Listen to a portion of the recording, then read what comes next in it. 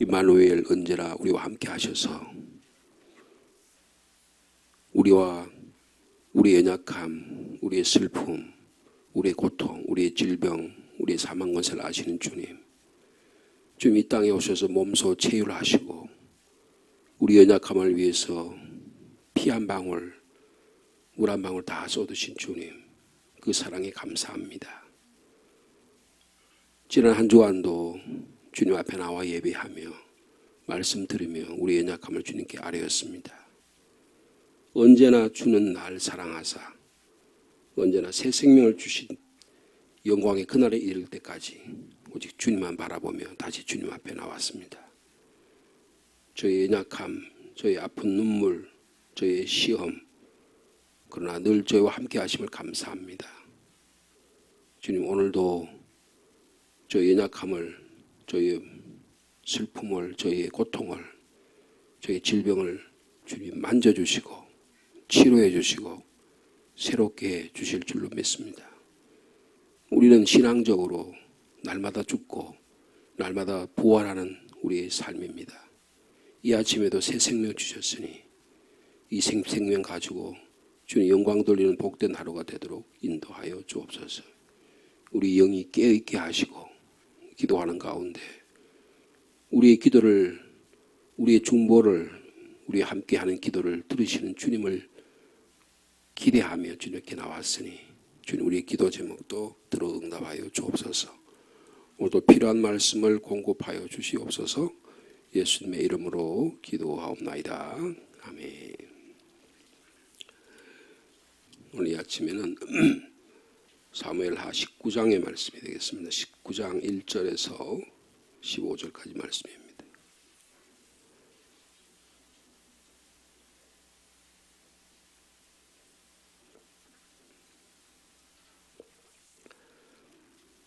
장 1절 말씀 제가 먼저 읽습니다. 어떤 사람이 요압에게 아뢰되 왕이 압살롬을 위하여 울며 슬퍼하시나이다 하니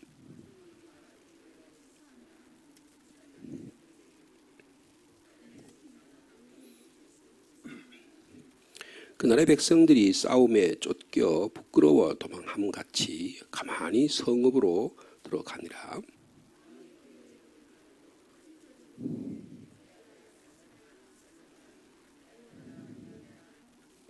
요압이 집에 들어가서 왕께 말씀드리되 왕께 오늘 왕의 생명과 왕의 자녀의 생명과 처첩과 비빈들의 생명을 구원한 모든 포화들의 얼굴을 부끄럽게 하시니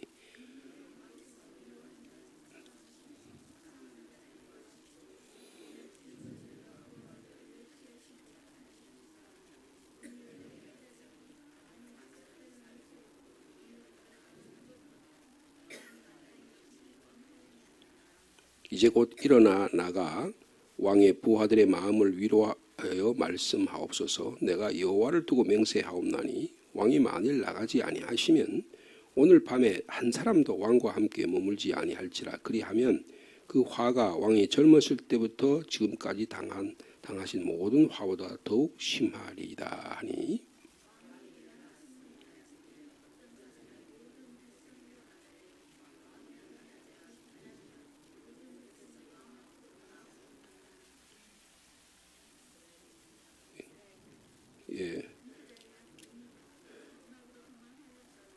그까지네요. 그 다음 9절 제가 읽습니다.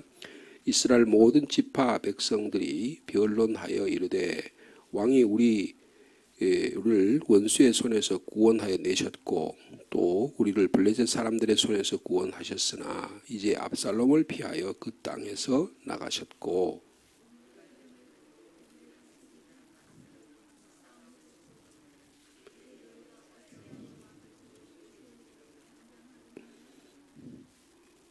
다윗 왕이 사독과 아비아달 두 제사장에게 소식을 전하여 이르되 너희는 유다 장로들에게 말하여 이르기를 왕의 말씀이 온 이스라엘이 왕을 왕궁으로 도로 모셔오자 하는 말이 왕께 들렸거늘 너희는 어찌하여 왕을 궁으로 모시는 일에 나중이 되느냐.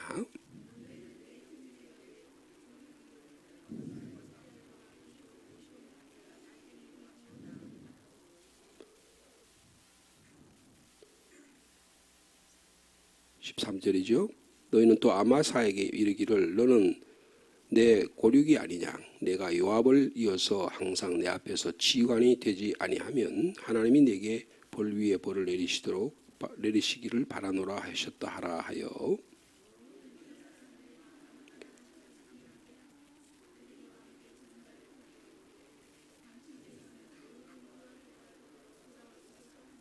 (15절) 말씀 같이 읽습니다. 왕이 돌아와 요단의 이름에 유다 족속이 왕을 맞아 요단을 건너가게 하려고 길갈로 오니라. 지금 아주 복잡한 내용들이 25절 안에 여러 가지 포함되어 있습니다. 압살롬의 반란 그리고 그 이후에 굉장히 복잡한 내부 사정 이런 것들이 여기에 아주 압축적인 용어 단어들로 기록되어 있는 것을 볼 수가 있습니다. 지금 예루살렘에 머물러 있던 다윗이 아들 압살롬의 반란으로 해서 가장 낮은 요단강으로, 그러니까 한 해발 고지로 한 1000m 정도 차이가 나잖아요. 예루살렘이 한 800m 정도 될 겁니다. 그러니까 갑장산 정도 높이가 있는 거예요. 그리고 이 여리고는 해발 그 바다보다 더 낮은 한 해발 한 해저 한 200m 정도 되니까 고도 차이가 한 1000m 정도 나는 그런 지역입니다. 근데 이게 단순히 지형적인 것을 이야기하는 거 아니고 신앙적으로 또 영적으로 가장 높은 지위에 있었던 왕이 가장 낮은 곳으로 내려갔다. 그런 의미를 포함하고 있습니다. 그래서 성경에도 신약 성경에도 예루살렘 올라간다라는 말을 쓰거든요. 지형적으로 높은 지역이기 때문에 올라간다도 의미 있지만 주님을 예배한다 이런 의미도 있는 것입니다. 이제 예루살렘에서 마하나임까지 내려갔던 이제 그 왕권이 추락된 왕권이 다시 압살롬의 반란이 평정됨으로 인해서 다시 귀환하는 이런 귀환의 과정에서 일어나는 일들을 성경이 여기에 하나하나 기록하고 있다 그렇게 볼 수가 있습니다. 도망하는 길은 내려가는 길이었어요. 다시 귀환하는 길은 올라가는 길입니다. 근데 이제 우리가 오늘 본문 그 말씀 이후에 쭉 다음 주에도 계속 이 본문의 말씀을 묵상하겠습니다만은 여기서 중요한 건 뭐냐면 사람이에요. 우리의 인생길이 내려갈 때에 인생길이 있고 때는 올라갈 때 있지만 근데 그 만나는 사람들이 어떤 사람이냐, 그 만나서 무슨 이야기를 하느냐, 어떤 일이 일어나느냐가 중요하다는 것입니다. 그래서 사람을 만난 일이 중요하다라는 것을 다시 한번 기억했으면 좋겠고요. 만나서 무슨 이야기를 주고받고 무슨 이야기에 귀를 기울이고 어떤 결정을 하느냐 하는 것들도 성경이 우리에게 보여주려고 하는 것입니다.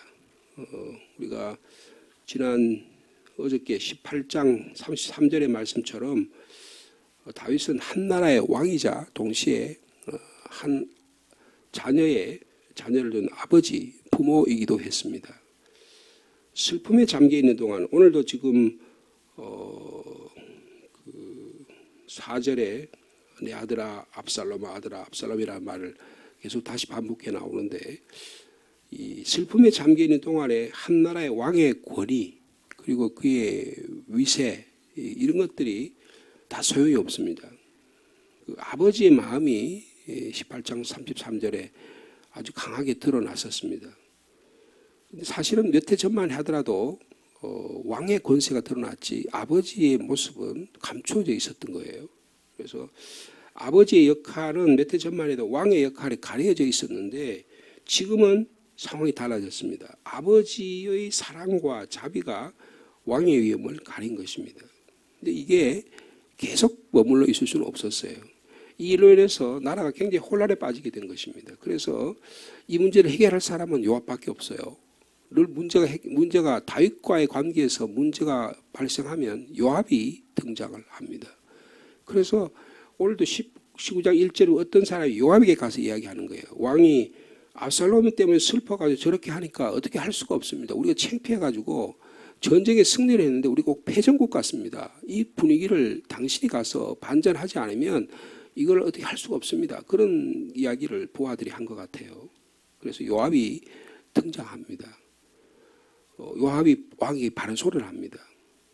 당신의 왕의 신분으로 돌아와야지 왜 아버지의 슬픔에 잠겨가지고 그렇게 그 개인적인 감정에 휩싸여가지고 나를 이 모양으로 만듭니까? 당신은 공인이고 왕입니다. 이렇게 직언을 하는 거예요. 그 내용이 지금 5절에서 8절에 아주 장황하게 이야기합니다. 근데 내용을 들어보면 아주 거칠어요. 그리고 틀린 말이 하나도 없습니다. 그리고 아주 명령을 내리는 것 같은 그런 분위기까지 볼 수 있습니다. 왕이시여, 당신은 백성의 군대에게 확신을 줘야 되는 존재다. 모든 사태가 이제 안정이 되었는데 왕이 국정을 다시 장악할 수 있게 다 내가 이렇게 만들어주지 않았냐. 백성과 군사들에게 용기와 위로와 때로는 감사까지 표현하는데 지금 무슨 작태입니까? 감사할 줄 모르고 어떻게 왕이 돼서 이제 나이가 많이 드셔서 그렇습니까? 왜 흐물흐물합니까? 충성스러운 부하들에 대해서 부하들을 보니까 반역자로 여길 정도로 그렇게 행동을 하십니까? 정신 차리십시오. 이렇게 이야기하는 거죠. 당신이 왕으로 세워진 우선순위가 부자와의 관계의 정에 이끌려가지고 이 우선순위가 무너져 있습니다. 이걸 다시 회복해야 됩니다. 질타를 하고 직언을 하고 질책이 이어집니다.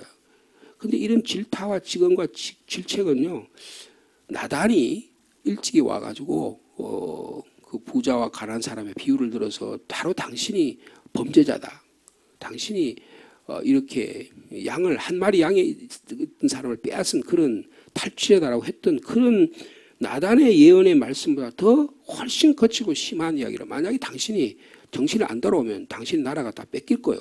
나도 당신 지금 도와줄 수 없습니다. 이런 내용까지, 공격적인 용어까지 극도의 그런 이야기를 합니다.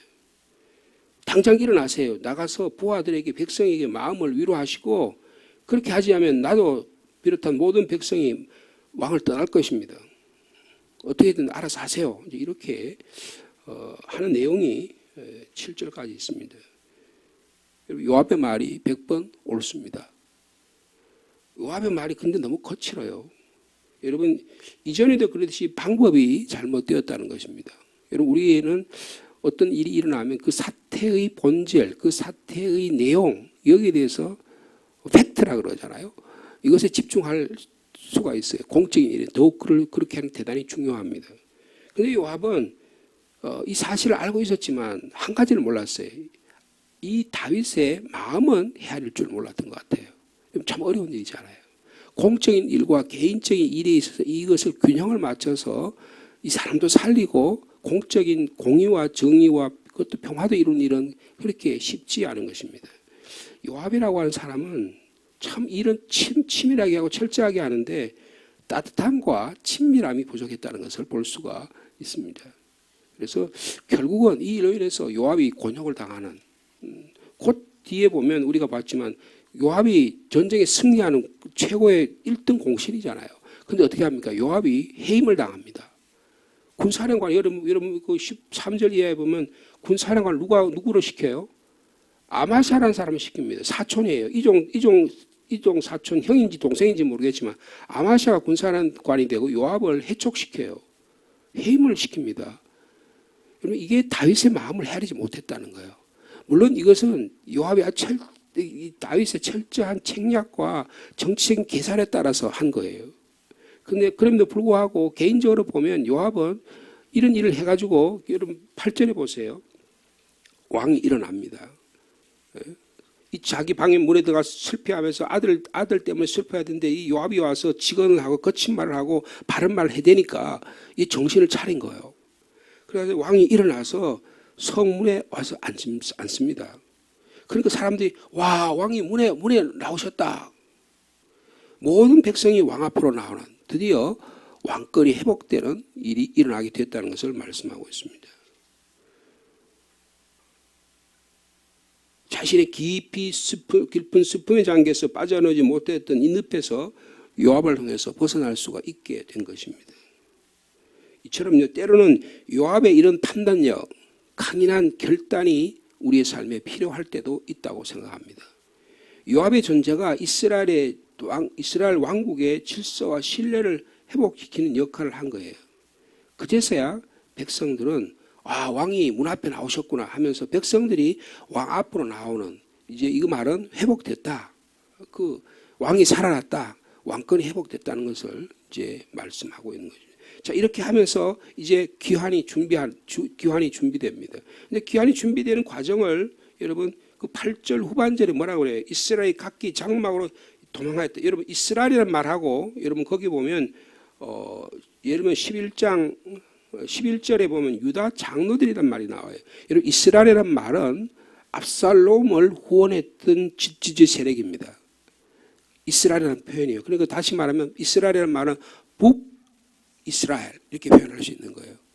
그리고 여기에 있는 유다 장로들은 남쪽, 그러니까 다윗의 그 정치적 기반이 되고 다윗이 유다 족속이잖아요. 그래서 그 자기의 존재 기반이 되는 거예요. 그래서 이 지금 유다 장로들하고 그리고 이스라엘 족속과의 강한 알력이 있었다는 걸 볼 수 있어요. 그래서 친 다윗 계열하고 반 다윗 계열의 갈등이 이 8절 후반절에서부터 10절까지 여기에 나타나고 있습니다. 내전이 혼란을 수습해야 되는 과정이 있다는 걸 볼 수 있어요. 자신을 반대했던 사람들을 어떻게 하면 다윗에게 충성을 맹세할 수 있도록 회복시킬 수 있을까? 이 각 지파들 반 유다 지파와 친유다 지파들 사이에 일어난 이 혼란과 갈등을 경쟁을 어떻게 하면 수습할 수 있고, 이게 다윗에게 주어진 아주 긴밀한 과제였었어요. 반 다윗 세력과 친 다윗 세력의 갈등이 드러난 것입니다. 그래서 뭐라고 표현하냐면 왜 왕의 귀환이 늦냐? 그런 말이 있죠. 왕의 귀환이 왜 늦냐? 10절 후반절에 보면 이제 너희가 어찌하여 왕을 도로 모셔올 일에 잠잠하고 있느냐? 이 무슨 말이냐면 이 두 갈등 사이에 친 다윗 계열이 승리했다 이런 뜻이에요. 여기에 다 일일이 다 그것을 다 자세하게 풀어서 설명하고 있지 않지만 이 두 갈등 사이에, 그래서 여러분 그 8절 전반전에 이스라엘은 이미 장막으로 도망해 버렸다는 거죠. 그러니까 압살롬의 지지 세력이 흐지부지해졌다는 거예요. 그러니까 당연히 다윗 계열의 세력들이, 다윗 계열의 대표적인 사람이 누굽니까? 요압이에요. 요압의 군대. 또 한편에는 그 당시 뭐 거룩한 책으로 기록되어 있다 이런 신앙적으로 우리가 이해해야 되지만, 또 한편에는 그 당시의 정치적, 경제적, 사회적 여러 가지 갈등의 모습들이 이 안에 들어있다는 거예요. 그래야 하나님의 말씀이 됩니다. 예를 들어 우리의 삶과 우리의 애정과 우리의 갈등과 우리의 삶의 모습들이 성경과 전혀 성경에 그런 것이 기록되지 않다면 저 하늘의 거룩한 일이라고 하면 나하고 무슨 상관이 있겠어요? 예수 그리스도의 십자가와 예수 그리스도의 피 흘림과 예수 그리스도의 고난과 갈등이 우리의 삶과 전혀 무관하다면, 우리의 갈등과 관계가 없다면 무슨 소용이 있겠냐고요. 그러니까 오히려 이 내용들을, 이 갈등과 이런 것들을 보면서 하나님께서 어떻게 우리의 삶에 개입하시는가, 내가 이 문제에 대해서 어떻게 내 삶을 하나님께로 예루살렘으로 다시 올라갈 수 있는 삶으로 만들어갈 수 있을까, 이것을 우리에게 보여준다는 것입니다. 그래서 아주 갈등이 심해요. 그동안 전쟁과 내란으로 온 나라가 혼란에 빠졌어요. 그동안 백성들, 특히 장로들은 이 백성들과 이 지도자들은요, 거기 보면 아까도 말씀드린 유다 장로들이 나오잖아요. 유다 장로들은 누구 편에 있었을까요? 그동안에 압살롬 편에 있었습니다. 압살롬 편에 있어가지고 이제는 다윗은 이제 끝났다. 다윗은 나이도 많고 지도력도 상실돼가지고 이제는 다윗이 저 넉나간 늙은이 같아. 이렇게 하면서 그를 비판하고, 그래서 유다들이 압살롬의 편에 가 있어. 나중에 압살롬이 예루살렘에 들어오니까 압살롬에게 기름을 부어가지고 왕으로 세웠잖아요. 그들이 유다 장로들이었었어요. 그리고 이스라엘 지파들도 그렇게 옹호하게 된 거예요. 그런데 이제 다시 지도력과 매력에 반해가지고 그의 공약, 그리고 그의 새로운 힘, 그의 멋있는 카리스마, 이런 것들이 압살롬에게 빠져 있었거든요. 그래서 압살롬을 기름을 부어서 왕으로 세웠습니다. 그에 비하면 다윗은 이제 옛 사람이고 늙어서 이제 버려야 될 사람이라고 판단했던 것 같아요. 그런데 결과가 어떻게 됐습니까? 정반대가 됐어요. 늙어버린 다윗이 다시 살아나고, 그 젊고 싱싱하고 이제 막 패기가 있고, 저 사람이 왕을 맡으면 잘 될 것 같다는 그 사람이 시체가 되어서 돌 무덤이 되어버리고 만 것입니다. 여러분, 죽은 시체가 다스릴 수는 없잖아요. 저 늙은 다윗이 다시 제대로 나를 다스릴 수 있을까라는 그런 후회, 그런 염려가 있었다는 거예요. 이게 지금 8절 후반절에서 10절 사이에 일어나는 일입니다. 다윗 압살롬이 죽음으로 해서 다시 말하면 권력의 공백이 생겼다는 것을 여기서 설명하고 있어요. 친다윗 세력과 반다윗 세력이 서로 주도권 싸움을 하는 것입니다. 다윗이 확고하게 왕국을 통치하고 있는 동안에는 반다윗의 정서가 숨어 있어요. 우리나라도 다 정치가 그런 거 아니에요, 그죠? 갈등의 세력의 간의 갈등입니다. 당파 내에서도 그렇고 정당 간에 서로 간의 갈등도 그렇고 나라 전체적으로도 그렇고 다 이 갈등과 그래서 어떻게 혼란을 수습하냐, 거기서 지도력을 어떻게 발휘하냐에 따라서 그 지도력이 발휘 안 되면 어떻게 해요? 무슨 혁신 뭐 이런 이야기 나오는 거 아니에요, 그죠? 그래서 그것을 돌파하기 위한 하나의 돌파구가 되는 거예요. 지금 상황이 그렇다는 거예요. 이제 압살롬이 대세가 되어 친 다윗 세력이 한참 낮게 탁 포복해 있다가 이제 다윗이 승리하니까 친 다윗 세력이 득세하게 되는 거예요. 근데 지금은 어떠냐? 다윗이 한참 권세를 발휘할 때는 반다윗 세력이 저항 세력이 꼼짝달싹도 못했는데 압살롬이 득세하니까 친다윗 세력이 바싹 엎드렸다가 이제 권력의 공백이 생기니까 친다윗 세력과 반다윗 세력이 갈등이 혼란의 양상이 일어나게 되는 거예요. 어떻게 하면 민심을 자기 편으로 끌어들일까, 이런 정치적 갈등이 여기 안에 노정됐다는 것을 말씀하고 있는 것입니다. 자, 그래서요 이제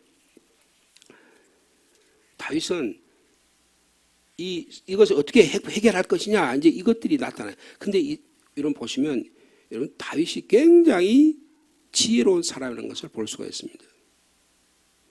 한편에서는 다윗을 즉각적으로 귀환해야 된다라는 주장이 있는가 하면 다른 한편에서는 즉각적으로 귀환할 필요가 없다라는 세력들이 있었다는 거예요.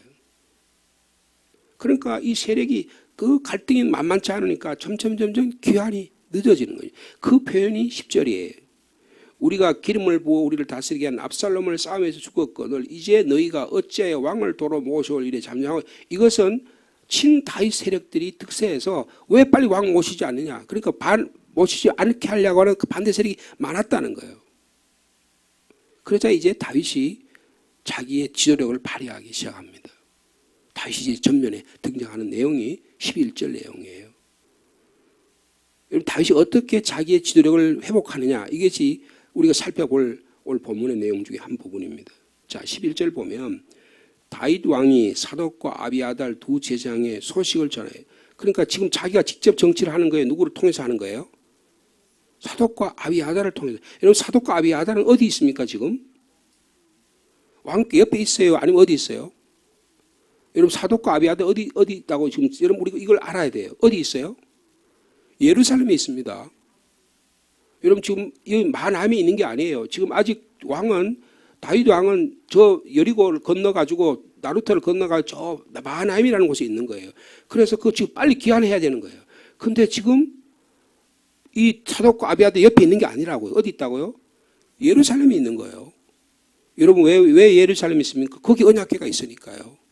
거기 제사장이 거기 있어야 되잖아요. 거기 있는 거예요. 그러니까 사람을 이미 보냈다는 거잖아요. 이걸 우리가 상상력을 통해서 알아야 되는 거예요. 옆에 앉혀놓고 사독과 아비달 네 이렇게 해라고 하는 게 아니라는 거예요. 그래서 그렇게 표현하잖아요. 다윗 왕이 사독과 아비달 두 제사장이 소식을 전하여 사람을 보냈다는 거예요. 요새 같으면 금방 문자를 보냈을 텐데 사람을 보내지 않았겠습니까? 그러니까 또 아비아달을 또 이렇게 전하는 소식통이 있었을 거 아니에요. 긴급 라인이 있었을 거라는 거죠. 핫 라인이 설치되었을 거예요. 뭐라고 합니까? 너희는 누구한테 가라고요? 유다 장로들에게 가라. 여러분 유다 장로들은 일찍이 다윗 왕권에 다윗이 왕 되는데 핵심적인 세력입니다. 다윗 헤브론에서 왕이 됐잖아요, 그죠? 헤브론에 7년 반 동안 왕이 됐을 때 누가 왕으로 세워줬어요? 유다 장로들이 세워준 거예요. 근데 다윗이 늙으니까 권력이 공백이 생기니까 그게 누구한테 갔어요? 압살롬에 갔던 거예요. 다시 이 유다 장로들을 권력을 다윗 자기에게로 돌리지 않으면 권세가 회복되지 않는다는 걸 다윗은 너무나 잘 알고 있는 거예요. 그래서 유다 장로들에게 보낸 거예요. 그래서 사독과 아비아들이 여기 등장하게 되는 것입니다. 예루살렘으로 도망가면서 두 제사장인 이 사독과 아비아들은 예루살렘에 남아 있었어요. 자기 일을 비밀히 도왔고 이 두 사람이 다윗의 생존에 결정적인 역할을 한 사람입니다.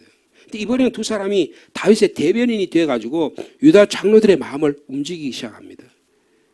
조금 전에도 말씀드렸듯이 유다 장로들은 어떻게 해요? 압살롬의 반역에 가담했다가 지금은 자기들의 지도자가 압살롬이 죽어버렸잖아요. 그러니까 자기들의 권력의 지도자가 상실된 상태에서 지금 아주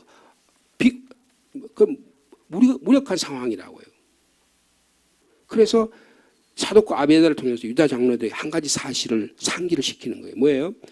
처음으로 헤브론에서 나를 왕으로 세웠던 당신들의 중심 세력인 너희들이 나중에는 이스라엘 장로들까지 세워가서 내가 왕이 됐는데 근데 이제 뭘 기다리고 주저하고 있느냐는 거예요. 다시 이제 너희들이 정신을 차려서 너희들이 권력의 중심에 서야 되지 않느냐. 유다 장로들을 부추기는 것입니다. 여러분 사람은 내 안에 권력의 중심이 나의 무게의 중심이 상실되는 순간에 넘어지게 돼 있어요. 우리 몸도 그래요. 여러분 마찬가지입니다. 가정도 마찬가지예요. 가정의 가장이 중심을 바로 세우지 못하면 가정이 무너지게 돼 있어요. 교회도 마찬가지고 국가 공동체도 다 마찬가지입니다. 무게의 중심이 바로 서야 되는 거예요. 무게의 중심이 딱 잡혀 있어야 무너지지 않는 것입니다. 그런데 지금 이 이스라엘 사회가 지금 무게의 중심이 왔다 갔다 하는 거예요. 이 두 제사장은 이 유다 장로들에게 마음을 정할 것을 강요합니다. 다윗 왕이 복귀하는 것을 환영하는 행동을 취하라고 추궁하는 거예요. 여러분 그게 12절입니다. 너희는 내 형제요 내 고르기거늘 너희가 어찌하여 왕을 도로 모셔온 일에 나중에 되리요. 너를 나중에 그래서 너희들 왕이 귀환하고 난 다음에 당신들 권력의 공백에서 뒷자리에 밀리기를 바라냐. 이런 질책을 하는 거예요. 여러분 다윗이 굉장히 치밀하게 일을 추진하고 있는 것을 볼 수가 있는 것입니다. 사람 관리가 중요하다는 거예요. 여러분 우리가 다 신앙적으로 살아야겠지만 그러면서도 신앙적으로 산다는 거하고 인간 관리를 제대로 해서 일들을 처리한다는 것도 긴밀하게 연관이 있음을 말씀하고 있는 것입니다.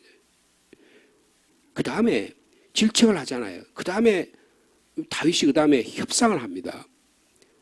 그 다음 협상하는 내용이 그 다음 장면이에요. 그게 13절 이야기예요. 또 누구를 시킵니까? 여러분 사독과 아비아들 또 시키는 거예요. 내용을 잘 보셔야 돼요. 자, 13절에 너희는 또 아마샤에 이르기를 너희가 누구예요? 사독과 아비아달입니다. 그러니까 여러분 정치를 하는데 권력을 행사하는데 비서실을 잘 써야 돼요. 참모들을 잘 써야 된다고요. 근데 말에 신뢰성이 있고 그 사람 말이면 왕이 이런 의도로 지도자가 이런 의미로 이야기하는 거가 정확하게 전달해. 중간에 그 권력의 말이 세어버리면 어떻게 돼요? 그 아비아달과 이 사독이 자기 권력을 쟁취하기 위해서 사울의 말을 약간 비틀어가지고 자기가 그 안에서 중간에 이득을 취하려고 하는 생각이 있었다면 어떻게 되겠어요? 여러분 다윗의 권력이 누수가 형성이 되고 일이 제대로 진행이 안 됐을 거예요. 그런데 아비아달과 사독은 철저하게 다윗을 충성스럽게 맹세합니다. 왜요? 다윗의 중심을 알거든요. 하나님 중심의 삶을 사는 걸 알거든요. 그러니까 제사장이 다윗에게 충성을 하는 거예요. 뭐라고 얘기합니까? 13절에 보면 너희는 또 아마샤에게 이르기를 너는 내 고륙이 아니냐. 여러분 어떻게 됩니까? 외삼촌입니다. 요압 입장에서 보면 다윗이 외삼촌이고요. 아마샤도 아마샤 입장에서는 다윗이 외삼촌이에요. 그러니까 요압하고 아마샤하고 무슨 관계라고요? 이종 사촌 관계라고 그랬어요. 왜냐하면 이모 엄마 스루야하고 자기 엄마하고 형제가 아니잖아요. 그러니까 이게 서로 이종 사촌 간이에요. 근데 그 이종 사촌 간에 이제 권력 다툼을 하는 거예요. 왕을 놔두고 권력 다툼을 하는 거예요. 아마샤가 등장해요. 아마샤는 어떤 사람입니까? 압살롬 반란군 했을 때 총사령관이 되었던 사람이에요. 왜 아마샤를 과시 군사령관으로 등용을 할까요? 이것도 생각해 봐야 돼요. 이제 압살롬이 죽으니까 여러분 압살롬이 죽고 나면 이스라엘 사람들이 자 그럼 다윗을 따라가자 그랬을까요? 여러분 압살롬을 추종하는 세력이 많았다는 거예요. 굉장히 많았다는 것입니다. 여러분 다 이 권력이라는 게 무상하고 아무 무의미하다 그렇게 생각하시면 안 돼요. 권력을 어떻게 누가 쥐고 있고 어떻게 행사하느냐가 대단히 중요합니다. 여러분 우리나라가 너무 막 권력의 갈등이 너무 많으니까 사람들이 뭐냐면 냉소주의가 돼요. 아이고 이놈 뭐 선거해봤자 뭐 소용도 없고 그놈이고 그러다 보면 어떻게 해요? 권력을 무관심하게 돼요. 그러면 그 권력을 누가 차지하게 되는 거예요? 힘센 사람이 차지하는 거예요. 그리고 악의를 가진 사람이 차지하면 그러면 그 나라가 어떻게 되겠어요? 더욱 혼란에 빠지는 것입니다. 그럴 때일수록 선거를 해야 돼요. 그럴 때일수록 더 나쁜 사람보다는 그래도 덜 나쁜 사람을 선택해야 되는 거예요. 그래야지만 나라가 바로 서는 것입니다.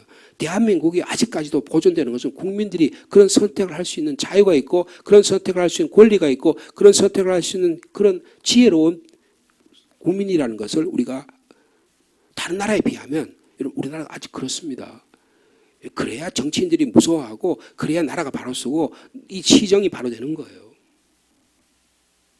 다윗의 협상 능력이 뛰어나게 나타납니다. 어떻게 해요? 누구를 해임시켜요? 요압을 해임시킵니다. 그리고 누구를 사령관으로 임명해요? 아마샤를 임명합니다. 여러분 제2차 세계대전에 미국의 영웅이 누군 줄 아세요? 메카더입니다. 메카더라는 사람이 일본을 원자 폭탄을 던지고 나서 일본이 항복할 때 누가 그 사령관으로 와요? 메카더 원수가 그 사령관으로 와서 일본을 점령을 합니다. 근데 한국 전쟁이 일어났잖아요. 한국 전쟁이 일어나가지고 메카더가 어떻게 하기로 했어요? 마치 일본에다가 원자 폭탄을 떨어뜨린 것처럼 중국이 들어오니까 어떻게 하겠다는 거예요? 메카더가 중국에다 원자 폭탄을 터뜨리자. 중국이 막 남하고 하니까 어떻게 해요? 메카더 그렇게 한 거예요. 그때 대통령이 누구였었어요? 네? 누구 같아요? 나는 대통령 알 필요가 뭐였어요? 트루만이었었습니다. 트루만이라는 사람이 어떻게 하냐면요. 메카더를 해임시킵니다. 딱 이 상황과 똑같아요.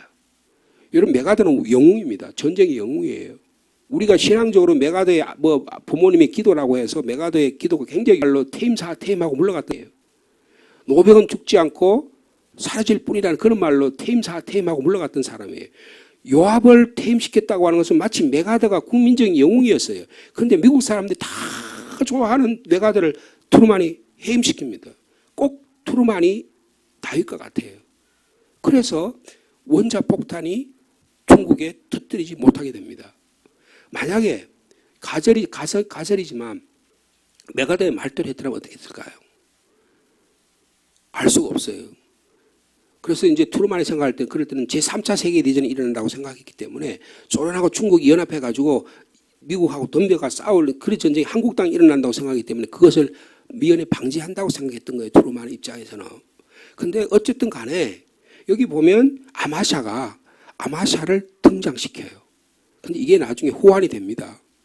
근데 일단은 이런 일로 인해서 전국을 수습하는 거예요. 다윗의 협상력이 뛰어납니다. 이를 일로 인해 가지고 조치를 취한 동기가 있어요. 왜 그럴까요? 요압은 간사한 자라고 생각한 거예요. 요압은 자기의 명령을 어겼습니다. 내 아들을 친절하게 대해서 살려주라 했는데 말을 안 들었잖아요. 그걸 모든 백성이 다 봤잖아요. 근데 요압이 그걸 그 자리에서 뒤엎어 버렸어요. 압살롬을 죽이긴 했지만 압살롬을 생포해 가지고 그렇게 할 수도 있었던 거예요. 근데 다윗 왕의 명령을 어겼습니다. 왕의 명령을 어긴 거예요. 그러면 전쟁에 승리는 했지만 다윗 왕이 어겼으면 앞으로 어떻게 돼요? 아, 저거 나라가 요압한테 놀아나겠구나. 이런 생각을 하지 않겠어요? 그러니까 다윗이 어떻게 해요? 자기 권력을 다시 왕권을 회복하기 위해서 다시 자기 권위를 세우는 거예요. 여러분 이게 그냥 간단한 내용이 아닙니다. 그러면서 한편 압살롬 편에 있는 사람들이 너무 많은 거예요. 그 압살롬이 죽고 나자 그를 따르고 있던 사람들의 대표성이 아마샤에게로 가는 거예요. 마치 사울이 죽고 나자 아브넬이라는 군사령관이 그 왕을 가지고 마하나임의 이스라엘을 세웠던 것처럼 그 형태가 다시 일어나는 거예요. 그러니까 아마샤를 세우니까 어떻게 되냐면 압살롬을 따르던 사람들이 공백이 메워지는 거예요. 지금 이 이야기를 다윗이 하고 있다고 말이에요. 제가 좀 장황하게 말씀을 드렸는데 그만큼 한 나라의 정치적인 혼란이 나면 어떤 공동체에 일어나면 지도력을 회복하는 일이 너무나 중요하다. 그런데 거기에는 사람이 중요하다. 근데 거기에 사독과 아비아달이라는 사람이 거기에 들어서서 그 일을 한다. 여러분 우리는 화해자로 주님 이 땅에 우리를 보내주셨습니다. 우리 자리가 우리가 어떻게 행동하고 어떻게 말하고 어떻게 하냐에 따라서 그 공동체, 그 가정, 그 교회, 그 사회가 어떻게 될 거예요. 근데 저희를 가지고 악의를 가지고 한다면 어떻게 되겠어요? 내가 바른 소리 하는 게 맞다고 해서 그 바른 소리만 해대면 되겠어요? 여러분 그렇지 않다는 거예요. 여러분 고도의 지혜가 필요한 것입니다. 좋은 의미에서 정치적인 행동과 정치적인 태도와 정치적인 언어 행사가 대단히 중요하다는 것을 말씀하고 있는 것입니다. 그래서 다윗이라는 사람이 얼마나 지혜로운 걸 여기서 보여주는 거예요. 여러분 우리의 오늘 하루의 삶 가운데 우리를 화해자로 보내주신 우리의 삶을 잘 감당하는 복된 하루가 되기를 축복합니다. 하나님 아버지 감사합니다. 권력의 공백이 일어나고 나라가 혼란할 때 하나님은 사람을 들어 쓰시는데 다윗은 사독과 아비아달을 들어서 유다 장로들의 마음을 되돌리고 민심이 흩어진 민심을 아마샤를 군사령관으로 다시 임명함으로 귀환을 준비합니다. 주님 저희들이 이 나라를 위해서 기도합니다. 정치, 경제, 사회적으로 매우 곤란합니다. 지도자가 참 중요합니다. 바른 지도자를 세워주시고 그 지도자 주위에 올바른 하나님의 사람들을 세워주시기를 원합니다. 저희 교회, 저희 가정 각각에게 하나님의 성령의 도우심으로 화해자로 이 땅을 바로 세워나가는 저희들이 될 수 있도록 주께서 인도하여 주옵소서. 지난 한 주간 동안 새벽 기도를 통해서 말씀해 주신 주님, 저희의 기도를 들어주신 주님, 저희 응답해 주시기를 원합니다. 주님 또한 내일 주일을 잘 준비하는 나날들이 될 수 있도록 인도하여 주시옵소서. 우리 김정은 집사님을 위해 기도합니다. 몸이 많이 쇠약해서 정신이 왔다 갔다 하고 눈물을 흘리며 교회 나가고 싶지만 몸이 말을 듣지 않아서 기도하는 가운데 있습니다. 주님 우리 주변에 연약한 지체들이 참 많이 있습니다. 이 시간도 찾아가셔서 어루만져 주시고 고쳐주시고 천국의 소망으로 살아갈 수 있도록 주께서 인도하여 주시옵소서. 예수님의 이름으로 기도하옵나이다.